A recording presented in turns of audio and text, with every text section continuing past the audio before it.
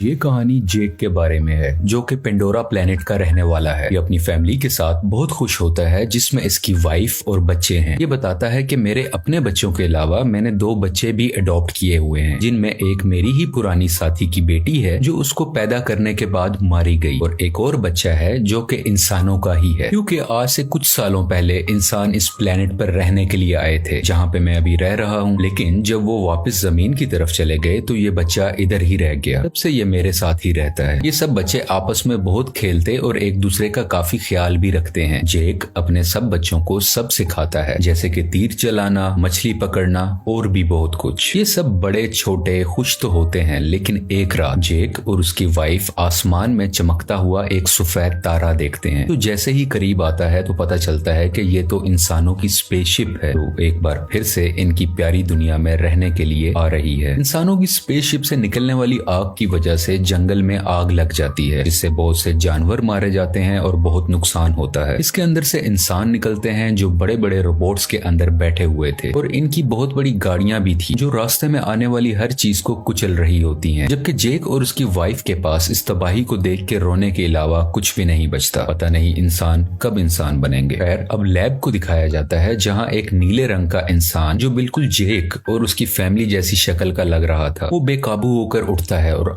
आसपास के लोगों को मारने लगता है। उसको उसके साथी कंट्रोल करते हुए बताते हैं कि आप हमारे कॉलोनल हैं, यानी कर्नल हैं, और आप इंसान ही हैं। हमने आपके मरने के बाद आपको मॉडर्न टेक्नोलॉजी की मदद से ऐसी बॉडी दे दी है जिस वजह से आप इस प्लेनेट में जिंदा रह सकेंगे। आप दिखने में इस प्लेनेट के लोगों जैसे ही लगेंगे, तो आपको फिक्र करने की कोई जरूरत नहीं है। इसी तरह बहुत से इंसानों को ऐसी बॉडी दे दी जाती है जो कि हम इन कर्नल के आसपास खड़े लोगों में देख भी सकते हैं। दूसरी तरफ जेक और उसके साथी इंसानों को रोकने के लिए उनकी ट्रेन को तबाह कर देते हैं, जिसमें उनके हथियार और खाने का सामान जा रहा था। ये लोग खुद उड़ने वाले क्रिएचर्स पर थे और इंसानों के हेलीकॉप्टर्स को भी तबाह करने के बाद उनका सामान लूट लेते हैं। जब कर्नल को इस होने वाले नुकसान का पता चलता है तो वो जेक को मारने का प्लान करता है, क्योंकि जेक ही है जो नावी लोगों का लीडर है। बेसिकली जेक और उस जैसे दिखने वाले लोगों को नावी कहा जाता है। ये सभी वो लोग हैं जो जंगलों में रहते हैं और इन्हीं ने ट्रेन पर अटैक भी किया था। लेकिन कर्नल की सीनियर ऑफिसर उसको बताती है कि हमने जब भी जेक के जंगल में अपने जहाज भेजे तो उनके उड़ने वाले क्रिएचर्स ने हमेशा उनको तबाह किया। अब तुम ही हमारी उम्मीद हो जो कुछ कर सकते हो। तो कर्नल जंगल में अपने कुछ साथियों के साथ पैदल जाता है जहाँ पर जेक के बच्चे खेल रहे थे। वो अपनी तरफ इंसानों को आता देखकर अपने फादर को बताते हैं, लेकिन उसी वक्त इंसान उनको पकड़ लेते हैं। कुछ ही देर में जेक की वाइफ वहां पर पहुंचकर एक इंसान के सर से तीर आर पार कर देती है। दोनों में लड़ाई शुरू हो जाती है। जेक की वाइफ अपनी बाकी बच्चों को तो बचा लेती है, लेकिन कर्नल उसके उस बेटे को उठा के अपने साथ ले जाता है जो इंसानी शक्ल वाला बच्चा था, जिसको इन्होंने अडॉप्ट भी किया हुआ था। जेक की वाइफ अपने बच्चे को लेके परेशान ही थी कि जेक कहता है कि हमें इस जंगल को छोड़कर जाना होगा, क्योंकि मैं यहाँ का लीडर हूँ और वो कर्नल मेरे पीछे है। क्योंकि जब पहले इंसान यहाँ आए थे तब मैंने ही कर्नल को मारा था। क्योंकि वो नीले जिस्म या एवाटार में जिंदा होकर दोबारा आया है तो वो मुझे मारना चाहता है। अगर मैं, तुम और हमारी मुकम्मल फैमिली यहाँ से चली गई तो हम अपने कबीले के बाकी लोगों की जान बचा सकेंगे, क्योंकि हमारा पकड़े जाने वाला बच्चा जल्द ही हमारी लोकेशन बता देगा कि हम कहाँ रहते हैं और इंसान यहाँ तक पहुंच जाएंगे। जेक की वाइफ जाना तो नहीं चाहती लेकिन आखिरकार मान जाती है। जबकि दूसरी तरफ इंसान जेक के बच्चे पर जुल्म कर कर उसके घर का पता पूछ रहे होते हैं, लेकिन वो हिम्मत करता है और कुछ भी नहीं बोलता। तभी कर्नल आकर उनको रोकते हैं और कहते हैं कि ये इंसान है तो इसे हम इंसानों की तरह बात करेंगे। ये उसकी तरफ दोस्ती का हाथ बढ़ाकर बताता है कि मैं तुम्हारा असली फादर हूँ, और आखिरी बार जब मैं दुनिया में आया था तो मैं जानबूझकर तुम्हें यहाँ छोड़ के गया था, क्योंकि मैं साथ तुम्हें लेकर नहीं जाना चाहता था। लेकिन अब मुझे एहसास है और मैं तुम्हें अपने साथ वापस लेकर जाऊंगा। जिस पर वो मासूम बच्चा मान जाता है कि ठीक है, मैं आपको जगह दिखा दूंगा। जबकि दूसरी तरफ जेक और उसकी फैमिली अपनी कबीले को छोड़कर अपने उड़ने वाले क्रिएचर्स पर बैठ के यहाँ से बहुत दूर चले जाते हैं, कम से कम कहीं रहने को नया ठिकाना मिले और वो वहां पे रह सके।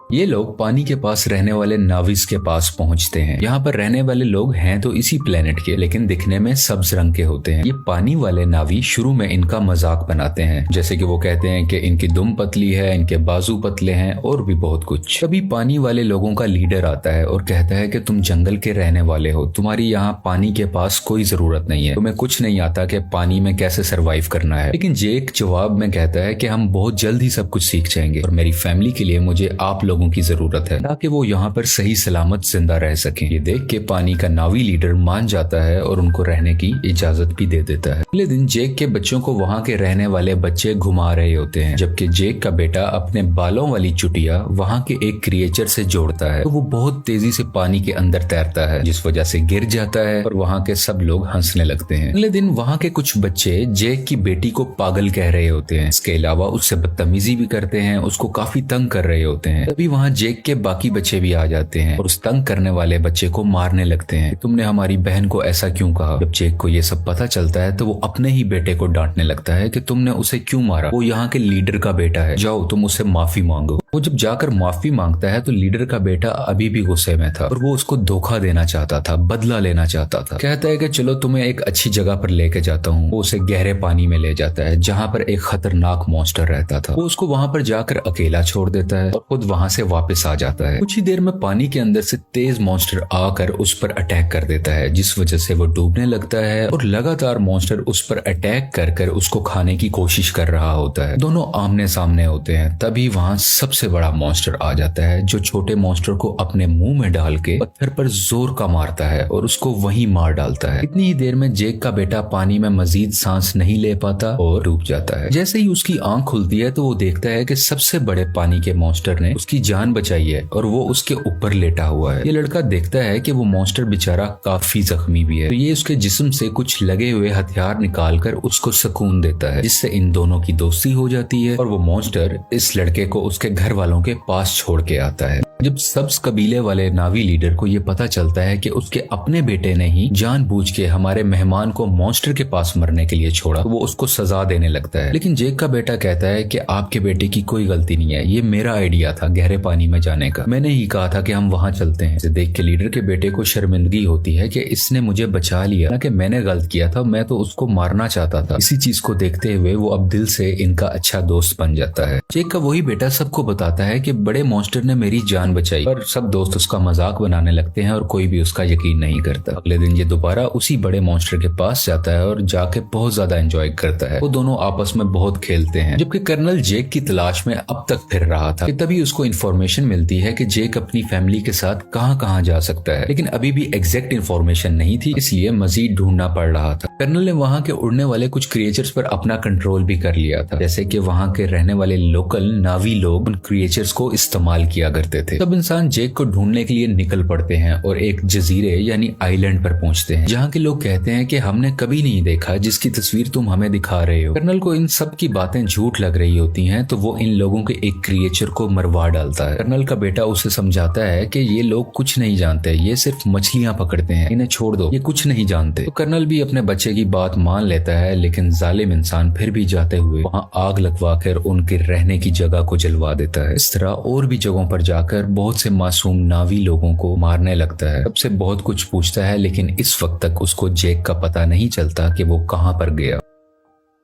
इसी तरह ये सब इंसान पानी वाले एक क्रिएचर को देखते हैं, उस पर भी लोहे की बनी हुई चेन और कुछ छोटे मिसाइल से अटैक करते हैं। इसके अलावा एक ऐसी अल्ट्रासोनिक गन से भी अटैक करते हैं जिससे वो मॉन्स्टर इंसानों पर हमला ही नहीं कर पाता, इंसान इसको बड़े आराम से पकड़ सके। वो बेचारा मॉन्स्टर अपने छोटे बच्चे के साथ तैर रहा होता है, जिसने इंसानों का कभी कुछ नहीं बिगाड़ा था, लेकिन वो दर्द से तड़प रहा था, चीख रहा था और आखिरकार वहीं पर मारा जाता है। उसका छोटा सा बच्चा इर्द गिर्द घूम कर उसको आवाजें दे रहा होता है और इंसान बहुत ही बेशर्मी के साथ खुशी में तालियां बजा रहे थे कि वो अपने मिशन में कामयाब हो गए। ये सब देखकर कर्नल का बेटा काफी तकलीफ में होता है, क्योंकि उसको इन सब जानवरों की फिक्र थी और वो इस होने वाले जुल्म को बिल्कुल बर्दाश्त नहीं कर रहा होता। इंसान उस क्रिएचर को पकड़कर अपने साथ ले जाते हैं, उसके मुंह के अंदर जाकर ड्रिल मशीन से उसके मुंह के ऊपर वाले हिस्से में सुराख करते हैं, जिसके अंदर से एक पीले रंग का लिक्विड निकलता है, जो कि एक ऐसा पानी है कि जो भी पिएगा उसकी उम्र बहुत कम स्पीड से बढ़ेगी, यानी उसको जिंदा रहने के लिए बहुत से साल मिल जाएंगे और वो जल्दी नहीं मरा करेगा। और इस लिक्विड की कीमत भी करोड़ों डॉलर्स में है, इसको ये मार्केट में बेच के बहुत पैसा कमाने वाले हैं। अगले दिन मरने वाले मॉन्स्टर क्रिएचर को सब्ज नावी लोग देख लेते हैं। इसके बाद जेक को बुरा भला कहने लगते हैं कि तुम्हारी वजह से इंसान इधर तक पहुंच गए और अब वो हमारे क्रिएचर्स को मार रहे हैं और बहुत जल्द हमें भी, इसलिए जो भी हुआ सो हुआ। ग्रीन नावी लीडर कहता है कि हम इंसानों से मुकाबला करेंगे,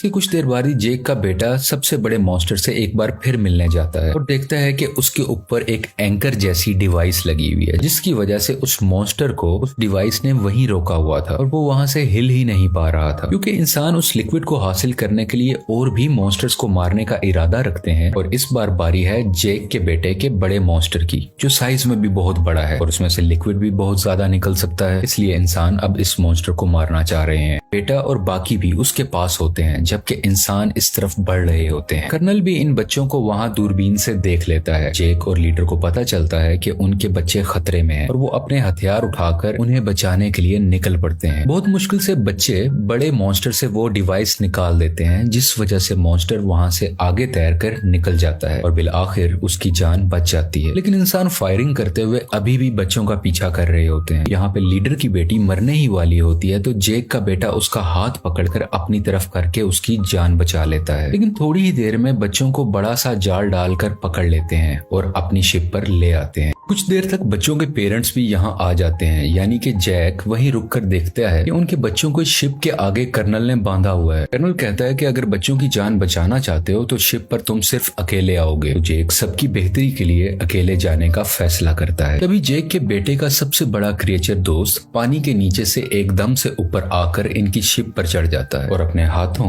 और दुम से वहाँ खड़े इंसानों को मारने लगता है और हर चीज तबाह कर रहा होता है। ये देख के जेक और लीडर के लोगों को भी मौका मिल जाता है कि वो इंसानों पर हमला कर दें और वो सब लोग शिप की तरफ बढ़ने लगते हैं। इंसानों और इन सब नावी लोगों के दरमियान काफी लड़ाई हो रही होती है। बहुत से इंसान भी मारे जाते हैं और कुछ नावी लोग भी। और वो पानी वाला क्रिएचर इंसानों की एक छोटी शिप के ऊपर से छलांग लगाकर उसको लोहे की रस्सी से इनको दबाकर मार देता है। जेक भी इंसानों का मुकाबला करते हुए बच्चों के पास आके उनको वहां से छुड़वा लेता है। कुछ बच्चे अपने अडॉप्टेड इंसानी भाई को भी ढूंढ लेते हैं और वहां से भागकर अपनी जान बचाते हैं। लेकिन उसी दौरान जेक का एक बेटा मारा जाता है और उसकी माँ ये सब देखकर अपने दिल पर काबू नहीं रख पाती और चिल्ला चिल्ला कर रोने लगती है। जेक के दो बच्चे फिर से कर्नल ने पकड़ लिए होते हैं और वो लोग इंतजार कर रहे होते हैं कि जेक इनको बचाने आएगा और इसी मौके को देखते हुए हम उसे मार डालेंगे। जेक वहां बड़ी खामोशी से आकर धमाका करता है, जिससे हर तरफ आग ही आग हो जाती है। बहुत से इंसान भी मारे जाते हैं। उसकी वाइफ भी बहुत से इंसानों को अपने तीर से हमेशा के लिए खत्म कर देती है और एक इंसान को गुस्से वाली आंखें दिखाते हुए मार डालती है, क्योंकि अभी अभी उसने अपना बेटा खोया था। उसकी आंखों में दर्द था। मौका देखते हुए कर्नल जेक की बेटी की गर्दन पर चाकू रख के उन सबको हथियार डालने का कहता है। लेकिन उसी दौरान जेक की वाइफ वहां आकर कर्नल के ही बेटे की गर्दन पर चाकू रख देती है, जिसको देखते हुए कर्नल को उसकी बेटी को छोड़ना पड़ जाता है। अब फाइनली कर्नल और जेक की आपस में हैंड टू हैंड लड़ाई होती है। इसमें बहुत मुश्किलों के बाद जेक कर्नल का गला अपने हाथों में दबाकर उसे मार देता है और आखिरकार ये जालिम कर्नल पानी में डूबने लगता है। लेकिन कर्नल का बेटा उसे डूबने से बचाकर पानी के ऊपर ले आता है, क्योंकि कर्नल ने उसकी जान जो बचाई थी जब जेक की वाइफ ने उस पर चाकू रखा हुआ था। जब कर्नल कहता है कि बेटा मेरे साथ आओ, तो वो उस पर गुस्सा कर अपनी फैमिली के पास चला जाता है, यानी कि जेक के पास। और इसको देखकर जेक की फैमिली भी बहुत खुश होती है और उसको पहले की तरह ही प्यार करती है। फिर में जेक अपने मरने वाले बेटे को पानी के अंदर दफना देता है और उस वक्त उसको सब पुराना याद आ रहा था कि मेरा बेटा जो आज मरा है उसको मैंने कैसे अपने हाथों में उठाया था जब वो पैदा हुआ था, और आज अपने ही हाथों से दफन भी कर रहा हूँ। और इस फिल्म की कहानी यहीं पर खत्म हो जाती है।